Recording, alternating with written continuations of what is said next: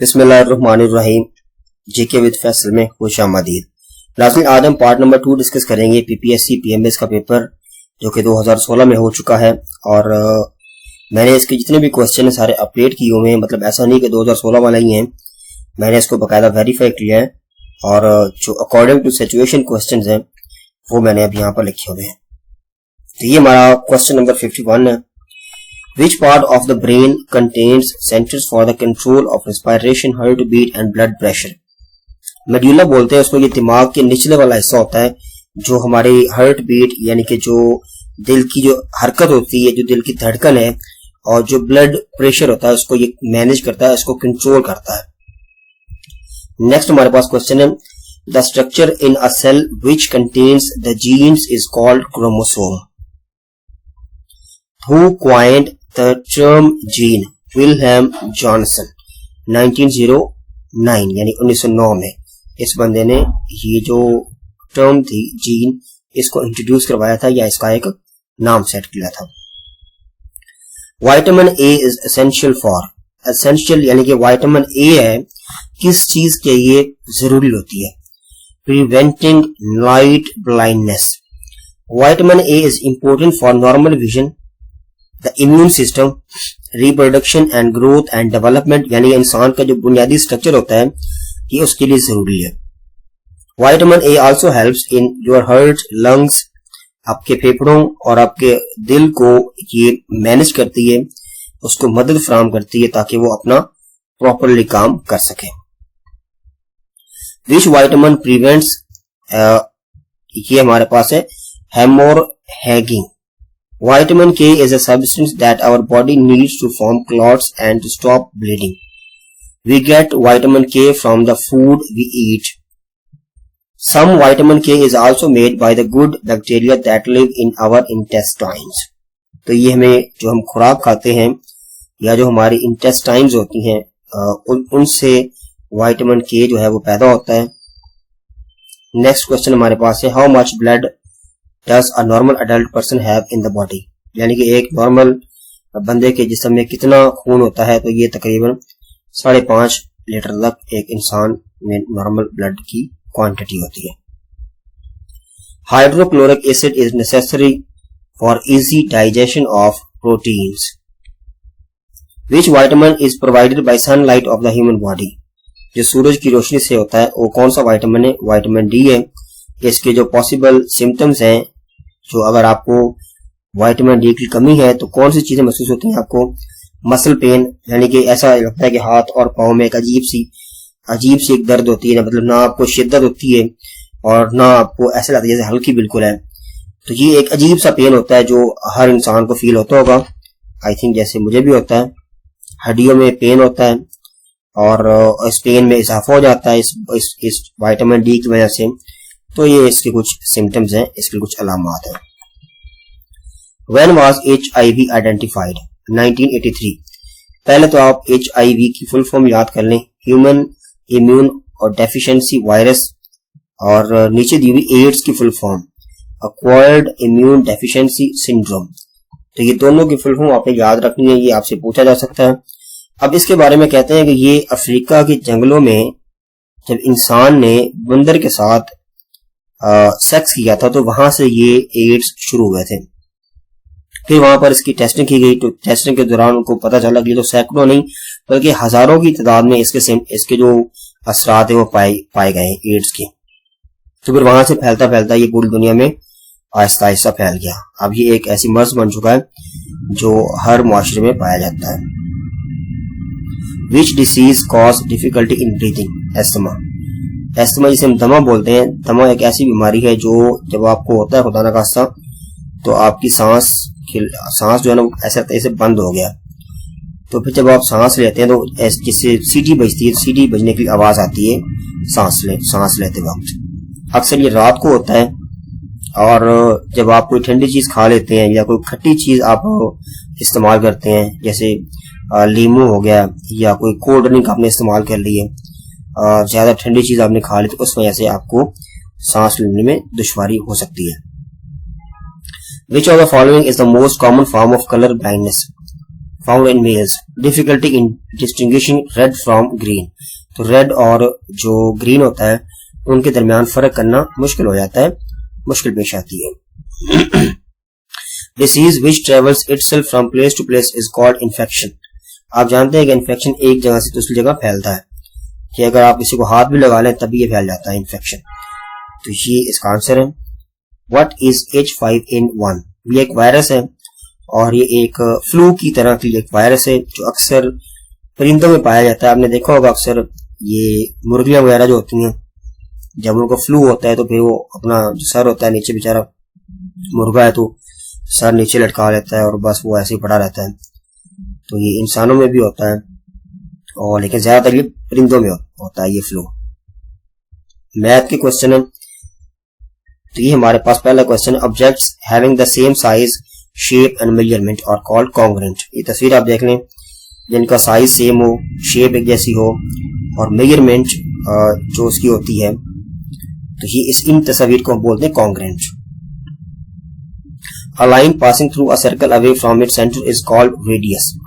जो आपको ये रेड लाइट जो पॉइंट नजर आ रहा है ये इसका सेंटर है सर्कल का, और जो सीधी लाइन होती है बाउंड्री से लेके बाउंड्री तक उसे हम बोलते हैं डायमीटर।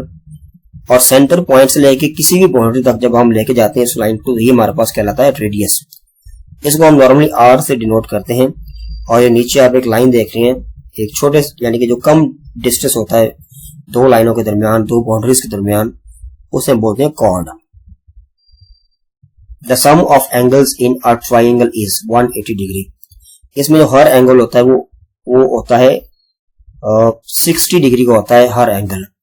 तो जब आप तीनों को ऐड करेंगे तो ये बन जाता है 180 degree. According to Pythagoras theorem when the hypotenuse is, ये पैथागोरस थ्योरम आप देख लें, नीचे मैंने बनाई हुई right angle triangle. Right angle triangle वो होती है जिसमें एक एंगल 90 का होता है। ये जो लेंथ आपको नजर आ रही ए, इसके साथ जो एंगल है जहां पे ये स्क्वायर बना हुआ छोटा सा डिब्बा बना हुआ है, ये एंगल 90 का है। नीचे बी है तो इसे हम बेस बोलते हैं, ऊपर जो सी है उसे हम बोलते हैं हाइपोटेनियस, और जो ए वाली साइड इसे हम बोलते हैं लेंथ। फॉर्मूला क्या है, पैथागोरस थ्योरम क्या कहता है कि जब ए का स्क्वायर करें और बी का स्क्वायर दोनों को ऐड करें तो वो थर्ड के स्क्वायर के इक्वल होना चाहिए। तो ये हमारे पास एक पैथागोरस थ्योरम है। Two polygons are similar. अगर ये दो शेप्स आप नजर आनी, A B divided by D E is equal to A C divided by D F is equal to B C divided by E F, तो ये दो जो शेप्स हैं पॉलीगॉन्स हैं ये इक्वल होंगी, तब इक्वल होंगी जब इनकी जो कोरोस्पोंडिंग साइड्स हैं वो आपस में क्या होनी चाहिए, प्रोपोर्शनल होनी चाहिए, और उनके एंगल भी क्या होने चाहिए, सेम होने चाहिए। यानी कि अगर एक ए साइड का एंगल 60 है तो डी साइड का एंगल भी 60 ही होना चाहिए दूसरी शेप के अंदर। The area of trapezium is, ये आप शेप देख रहे हैं ट्रेपीजियम है, जो एच आपको नजर आ रहा है ये इसकी हाइट है, एक साइड इसकी ए है और नीचे वाली साइड इसकी बी है। तो इन दोनों को ऐड करें, उसको 2 पे डिवाइड करें या उसको हाफ कर लें और उसको हम h से मल्टीप्लाई कर दें हाइट से, तो हमारे पास एरिया आ जाता है ट्रेपीजियम का। The volume of a sphere is 4/3 NR cube. R यहां पर रेडियस है और ये n की जगह पर हम पाई लगाएंगे।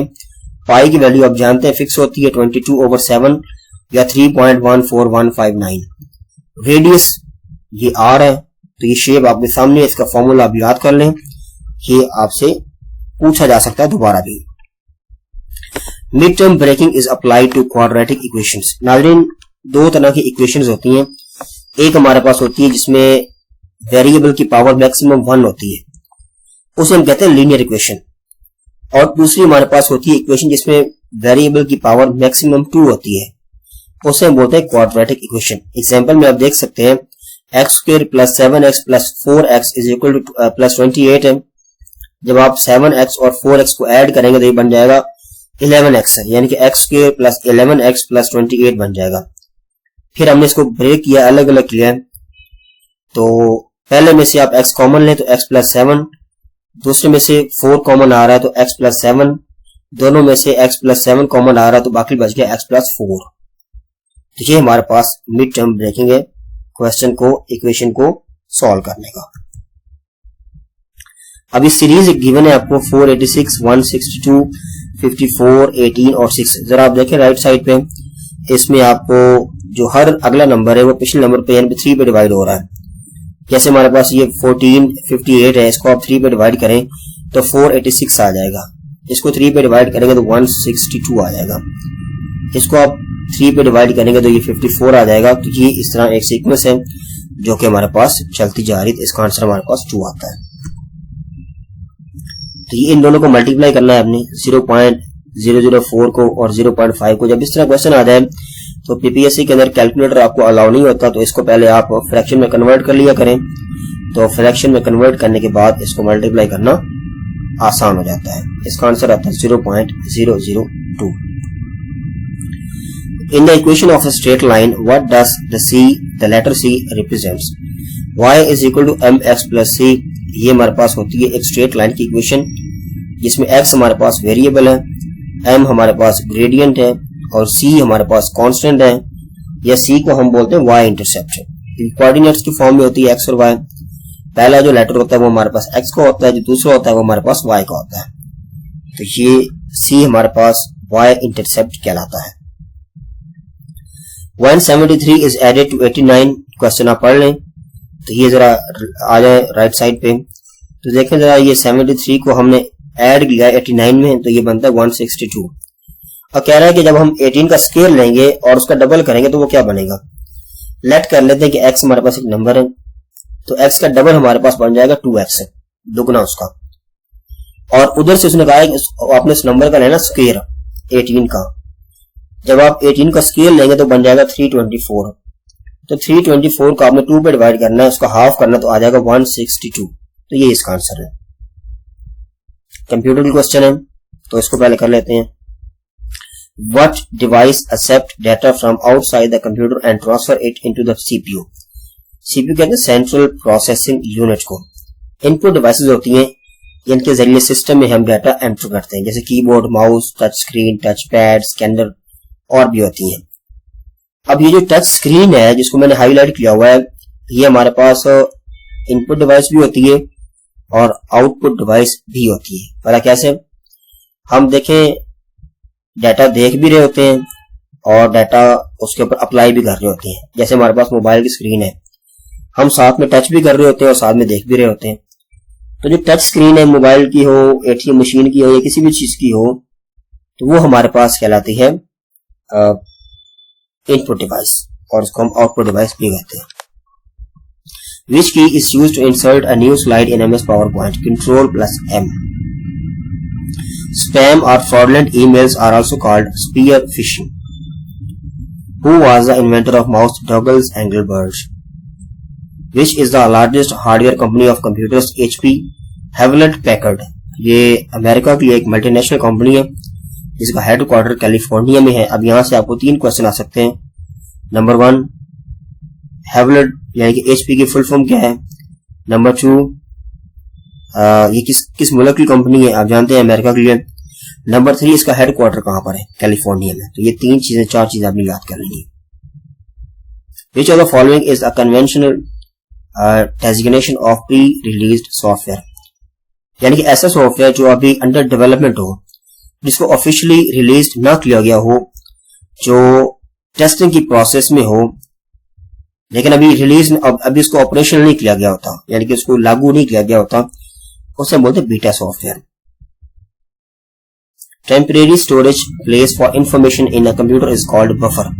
बफर जोन यानी कि जो जिस तरह रैम हमारे पास है, ये रैम एज ए बफर के तौर पे काम कर रही होती है, यानी कि जब तक आप काम कर रहे हैं आपका डाटा चल रहा है। जैसे ही आपने सिस्टम को ऑफ किया, डाटा आपका फौरन क्या हो जाएगा, सारा क्लियर हो जाएगा। The prevention of electronic crimes act was passed in Pakistan in the year 2016। Cyber crime act भी बोलते हैं इसको। साइबर क्राइम वो एक्ट होता है, वो क्राइम होता है, वो जुर्म होता है जिसमें आप मोबाइल फोन, लैपटॉप, पीसी को इस्तेमाल करते हो किसी को ब्लैकमेल करने के लिए, किसी की पर्सनल चीज को लीक करते हो, किसी को थ्रेट करते हो। तो ये सारी चीजें साइबर क्राइम में आती हैं। तो बाकायदा इसके लिए कानून मौजूद है पाकिस्तान में एक FIA जैसा इदारा मौजूद है जो इसके ऊपर काम करता है। अभी हमारे पास जीके के क्वेश्चन है कुछ, तो इसको हम डिस्कस कर लेते हैं। What was the last census held in Pakistan? Census बोलते हैं मर्दमशुमारी को, मर्दम बोलते हैं बंदे को, और शुमारी बोलते हैं शुमार, काउंट करना, उसको जमा करना। तो पहली हुई थी 1951 में, दूसरी 1961 में, दूसरी तीसरी 1972 में, चौथी 1981 में, पांचवी 1998 में और सातवीं छठी 2017 में। ये अभी लेटेस्ट भी हुई है डिजिटल मर्दमशुमारी, लेकिन अभी वो फटा पड़ा हुआ है। आपको पता है पाकिस्तान में बेशुमार मसाइल हैं, कौन कौन से बताऊं आपको मैं। तो फिलहाल पाकिस्तान में 6 सेंसस हो चुके हैं। Malakand pass connects Peshawar with Chitral. Headquarter of Arab League is located at Cairo. Arab League was formed in Cairo on 22 March 1945 को इसको बनाया गया था। 6 मेंबर थे जब इसको बनाया गया था। Egypt, Iraq, Transjordan, Lebanon, Saudi Arabia and Syria. Yemen ने इसको 5 मई 1945 को ज्वाइन किया। अभी इसके टोटल 22 मेंबर हैं। इसको हम लीग ऑफ अरब स्टेट्स भी कहते हैं। Judicial body of UN is called ICJ, international court of justice. COP22 ये जो कॉन्फ्रेंस है क्लाइमेट चेंज के ऊपर, ये हुई है माराकेच, यानी कि मोरक्को में है ये। तो ये गायबन हर साल होती है क्लाइमेट चेंज के हवाले से। ये जो ग्लोबल वार्मिंग है, मौसम की तब्दीली है पूरी दुनिया के अंदर, इसको लेके दुनिया इकट्ठी होती है और इसके ऊपर बातचीत करती है। Which country has the largest resources of crude oil? Venezuela. Crude oil नाज़मीन बोलते हैं raw natural resource that is extracted from the earth, यानी कि जो उसकी ओरिजिनल फॉर्म होती है तेल की, जब हम उसको जमीन से निकालते हैं रॉ ऑयल को या रॉ मटेरियल को, तो उसे हम बोलते हैं क्रूड ऑयल। फिर उसके बाद इसको प्रोसेस करते हैं, तो इसको गाड़ियों में इस्तेमाल करते हैं, इससे बिजली बनाते हैं और बाकी तमाम चीजों में इसको इस्तेमाल करते हैं। The highest battlefield in the world is Siachen Glacier. Summer Olympics for the year 22 will be held in Tokyo. 2023 Germany में और 2024 की फ्रांस में, पेरिस में और इटली में होंगी 2026 की। A country total financial obligations for the rest of the world are known as external debt. Death बोलते हैं तो जो कर्जा वगैरह होता है आपका, जो बैरूनी आपने अदायगियां करनी होती है। Brexit referendum was held in June 23 2016 में। अब ये है क्या? ब्रेक्जिट डील भी इसको बोलते हैं, इसको ब्रेक्जिट रेफरेंडम भी बोलते हैं। ये यूके को विड्रॉल किया गया था, निकाला गया था यूरोपियन यूनियन से। एक वीडियो तफसील से इसके ऊपर बनाएंगे, जो इसके पॉसिबल क्वेश्चन है इसको हम इंशाल्लाह वहां पर कवर कर लेंगे। Which political party does US president elect belongs to? Republican. The term track 2 diplomacy is used for managing relations between two countries using unofficial channels, यानी कि अनऑफिशियल चैनल वो होते हैं गवर्नमेंट के अलावा जो लोग आपस में बातचीत कर रहे होते हैं, जैसे पाकिस्तान और भारत है, इंडिया के दरमियान जो मामला अक्सर होते हैं वो गवर्नमेंट के बगैर होते हैं। बैकडोर जैसे हम राब्ते भी कहते हैं, अक्सर लोग आपस में राब्ते में होते हैं, जैसे हमारी मिलिट्री इंटेलिजेंस और जो पॉलिटिकल लोग हैं हुकूमत में होने के बावजूद, यानी हुकूमत में जो नहीं होते, तो ये आपस में राब्ता करते रहते हैं। The first of the 17 Sustainable Development Goals related to poverty alleviation. The largest producer of solar energy in the world is China. यहाँ पर था अमेरिका, USA। तो अब आपको पता होना चाहिए कि अब अप्रैल 2023 के मुताबिक चाइना जो है वो सबसे बड़ा सूरज की रोशनी को इस्तेमाल करके एनर्जी पैदा करने वाला मुल्क है। 1 barrel of petroleum is equal to $42। एक बैरल में गलबन 159 लीटर और पेट्रोल होता है। तो ये आप इसकी कीमत आप लिख सकते हैं। इसे हम 35 इंपीरियल गैलन्स भी कहते हैं। First woman to win Nobel prize was Marie Curie. 1903 में इनको नोबेल प्राइज दिया गया था फिजिक्स में। तो ये हमारे पास लास्ट क्वेश्चन है। Hydrometer is used to measure specific gravity of a liquid. नाज़रीन, अगर आपको हमारी ये वीडियोस, हमारी मेहनत, हमारी एफर्ट अच्छी लगती है तो काइंडली हमें इसका रिवॉर्ड भी दिया करें, हमारे चैनल को सब्सक्राइब करें, अपने दोस्तों के साथ इसको शेयर करें। आपके ताउन से ही हम इसको आगे बढ़ाएंगे। अगर आप ताउन करते रहेंगे तो इंशाल्लाह इसको मजीद बढ़ाएंगे। तो एक नई वीडियो के लिए मिलते हैं इसके बाद, तब तक के लिए दीजिए इजाजत। अल्लाह हाफिज।